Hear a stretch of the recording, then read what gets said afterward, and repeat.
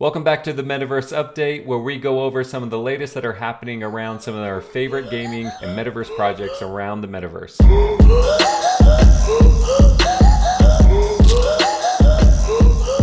Today we're going to be going over a lot of things that have to do with tournaments. So if you're looking to put your skills to the test, there is plenty of tournaments to be able to participate in. Okay, first on the agenda is Super Early Access. It has officially launched to the public. You can go right now to Epic Games Store and download Super Early Access by Wilder World and be able to start playing it. It has been a really fun week. I've been in a lot of games. I've live streamed a lot of different games with different community members as well as new players that have come in, and I have experienced a new level of gamer. There have been so many cracked out players coming in and really showing the capabilities of the game as well as showing off their skill set, and it has been a lot of fun. Even though there's been some constructive feedback, there has been a lot of positive feedback in what the game is doing well, that they're having fun, new community members are coming in and enjoying it, people coming back that have been away for a while, and the team has announced that they're going to be releasing weekly updates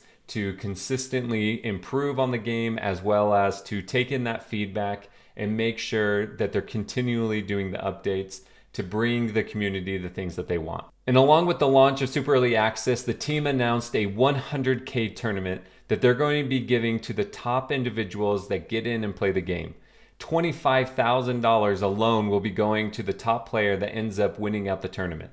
This prize money alone has really drawn in a lot of individuals to come in and play the game and test it out. There are some people that really want to claim that top spot because the top 6 individuals will have an all expense paid trip to wherever the finals are to be able to battle out together. And that top spot gets $25,000 in Wild. So qualifiers start today. If you want to be able to get that top spot, make sure you go to Epic Games Store, download Wilder World, the Super Early Access, and get in and get qualified and be able to join those 6 individuals to wherever this finals is going to be. But what I hear is that it's an incredible place and a lot of people are going to be excited about it. So all of these amazing announcements came while the team was at Gamescon 2025. They're at the main stage with Samsung and they have had an incredible time there. A lot of people have come by the booth. A lot of people have been trying out the game. The team is saying it has been nothing but success over at Gamescon. Personally, one of the highlights that I really loved is when Samsung and Wilder World got together to be able to answer some questions. And one of my favorite responses was from Golby. The main key benefit to this is if you develop each of these various aspects and really hyper-focus on them for a course of a few months to a year.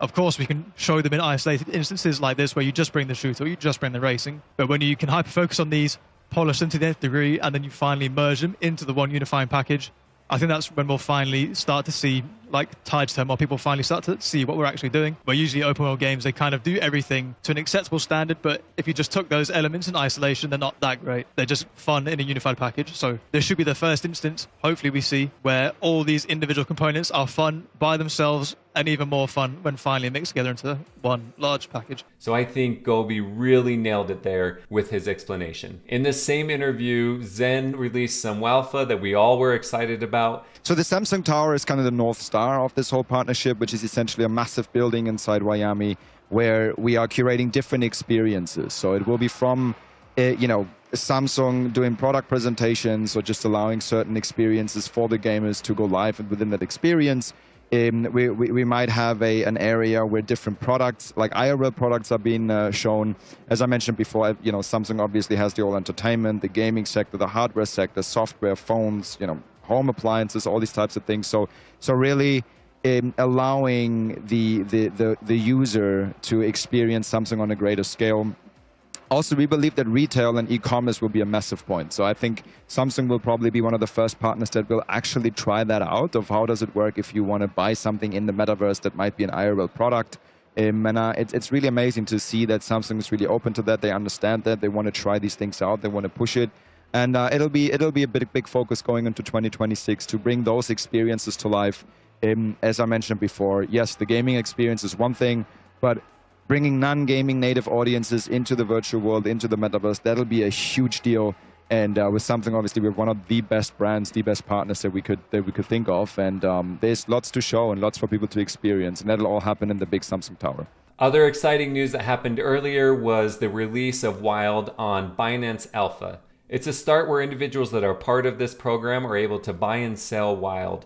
You're able to buy it on PancakeSwap as well as in a quick buy option within the wallet that they have on Binance. Right now they're having a tournament that's really turning out really well. So according to the numbers, this has been an incredibly successful program. We actually just today have reached a higher high when it comes to volume. We're staying at a specific level around the 40 cents rate, but as you can see over here, we're hitting $53 million in volume. So a lot of people are buying and selling Wild. Now there is a tournament, so a lot of this volume may be just the buying and selling to be able to earn some of that prize money that is out for earning Wild by being one of the top traders. But $53 million in volume is nothing to be sad about. It is one step closer to being able to be put on Binance Spot. And the more we do this, the better it is for other platforms and central exchanges like Coinbase to be able to consider Wild being listed on their platform as well. Some other exciting news that has to do with super early access and Zero is that we found out that all of our stats are going to be minted on the blockchain through Z.ink, and it's going to be added to our own wallet and our own identity as a soulbound NFT. And so on a daily basis, a soulbound NFT will be dropped into your wallet that have all of your stats from playing super early access. And with the release of super early access, we have been seeing new highs when it comes to Z.ink and the transactions had. I think day one, we were doing 20% of all transactions on the Ethereum network because Z.ink is built on the EVM. And so there's a lot of really positive things when it comes to how Z.ink is performing, how Zero is performing, how super early access is performing, and the collective whole of all of these things working together. These are the things that the team had promised, and they're starting to show that they're implementing all of these different aspects and protocols within the metaverse, and the reality of the vision that we have of a full blown out metaverse is really coming to life. And here we can see that kind of in progress and the work being done. So if you want to be a part of Zero and super early access, as well as be able to get your hands on those stats, I'm going to leave a code below and a link to be able to sign up for Zero. I'll be able to be your guide because it'll automatically connect us, and I'll be able to lead you through and help you be able to navigate the app as well as to find out where the wallet. And I actually can just show you real quick. You'll just go into wallet, you'll go into NFTs, and then right here you'll end up seeing a player stats show up. Right now this is a placeholder, but here you'll see kills, you'll see assists, you'll see XP, you'll see the number of deaths you have. And so this is going to be a really cool feature, and everything you do in game will be on the blockchain. Another project that started a tournament is Star Atlas. They have their Holosim tournament kind of going on, where you're able to go in and try season 1 of Holosim, which is essentially to be able to go in and play their star-based game. It's a slower paced game of going through a storyline and getting different materials, building out your ships, and really contributing to a group or faction. There's 3 different factions. They're all basically at war with each other. And so it's a battle to be able to upgrade your ships and your bases and be able to go out and have epic star battles out in space.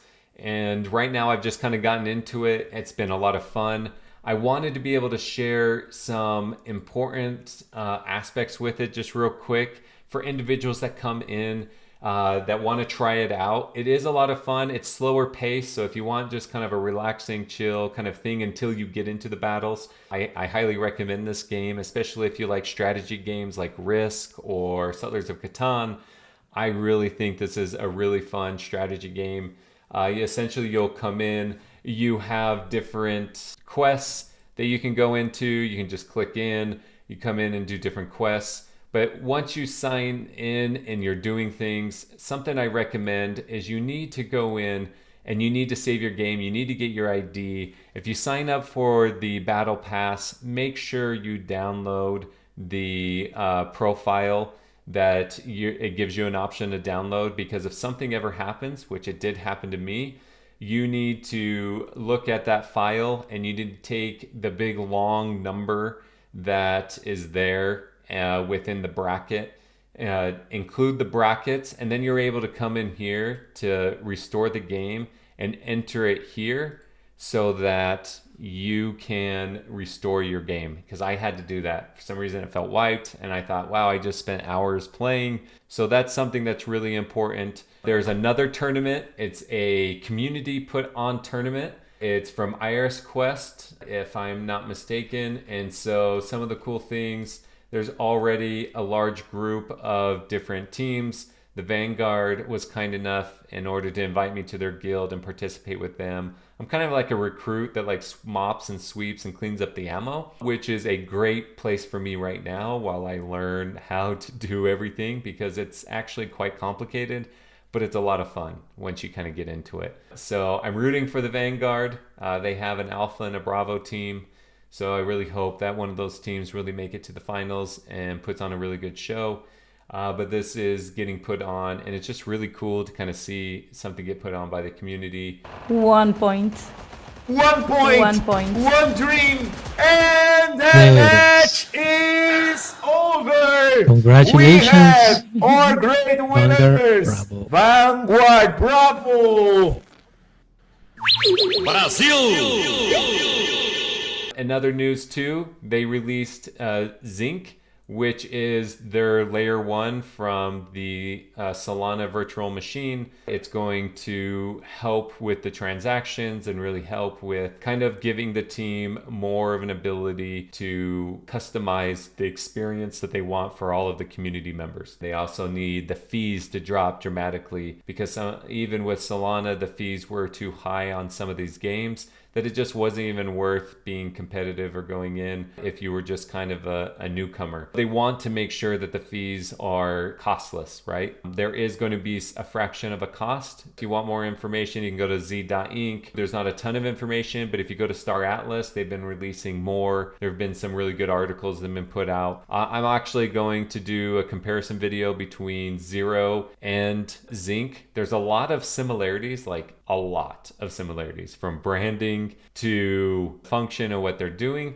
But I just want to kind of do a friendly compare. I'm not here to make one negative and one positive and only show the the positive things about one. I'll already tell you right now, I think it's a good move for a team to provide the best experience for the players and for the community. And this is a step in the right direction from Star Atlas. I'm excited to see where they go with it. So another tournament that's happening is with Illuvium. Illuvium is doing their like IPL 250, 500, and 1000 league, pro league. Today they just had their quarterfinals for the IPL 500. There's a lot of really positive feedback of the new battle arena. I personally have also been playing. I won my first quick match, which was a lot of fun. It was something that I was pretty proud of, especially since when I first got in, I was in last place constantly. But Skoriox came in, really helped me out, gave me some pointers. I was playing actually around, and he was really helping point out different things to make sure that I was better understanding what was going on. But once I picked that up, it was like within like 2 games, I won my first quick match. It looks like I need to dive a little bit deeper. And lastly, we'll talk about Off the Grid again, where they came out with a new update where they have a new battle pass. They also came out with Loadout Ladder, which is essentially just like Gun Game, but in their own type of twist. You also have a bunch of other benefits. One of the things that people really enjoyed, they were also at Gamescon. They also just had a no auto respawn. But with the battle pass, you were able to get some really cool swag. You're able to get this new kind of skin and mask, which I'm probably going to kill the Hitori Yubi? I don't know. But people really liked the new mask and they really liked this character, and so they're pretty excited about it. You also had the Grid Ops Engineer. Off the Grid is still the game that is setting the bar when it comes to crypto gaming. It has the largest player base. It has the largest daily active users. They do an incredible job with their marketing. They also do an incredible job with their updates. And people are really enjoying the different game modes. They're still in an early access mode. They haven't even done a full launch of their game. And we can expect that as soon as they do that, they're really going to rival some of the top games that are out there, especially if they continue to do what they do. In my opinion, all other Web3 games and crypto games really need to look to Off the Grid, see what's successful, learn from their mistakes as well as their successes, and really implement some of the things that are working for them within the way that they're launching their own games. Now, depending on what game that is, you may have to approach it slightly differently. Now, to be fair, they are not a metaverse platform. They are just a really good game, and that's something to be celebrated. They picked a genre that was really popular, and they've implemented different aspects of blockchain and crypto into this game. But the gameplay is really good, and then they've launched on a number of different platforms. And so I give kudos to the Off the Grid team. They really had a huge following over at Gamescon 2025.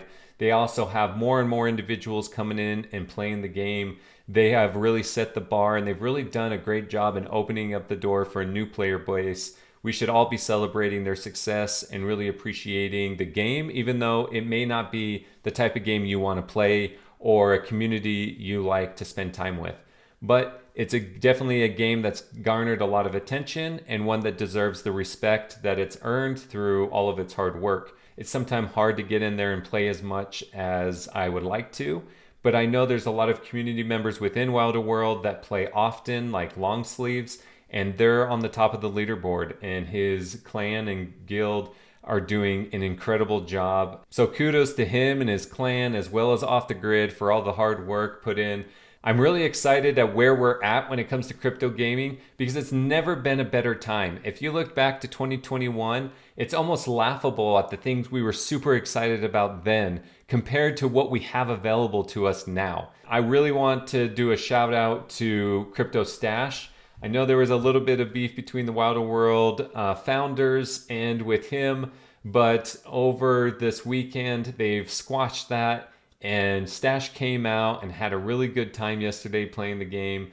He kind of did a Wilder World versus Off the Grid, and he said they're completely different. He said there's definitely things that Wilder World needs to improve on, but he had a good time. He liked some of the gunplay. There was some of the jittery movement that he feels like needs to be improved. But he gave a really good, honest feedback to his experience. And I really do appreciate him kind of putting differences aside, unblocking Neo, going out, playing the game, giving honest feedback, and allowing the team to just improve the game. So I appreciate it, Stache. It was a fun time playing with you. It was some good rounds. And thank you for bringing your community along and allowing them to see it and giving that good feedback. Well, there you have it. That is your Metaverse update. Make sure to like, subscribe, and follow me on X. And make sure to comment below what is your favorite Metaverse platform that you're following. And have you downloaded Super Early Access? What do you think about the game?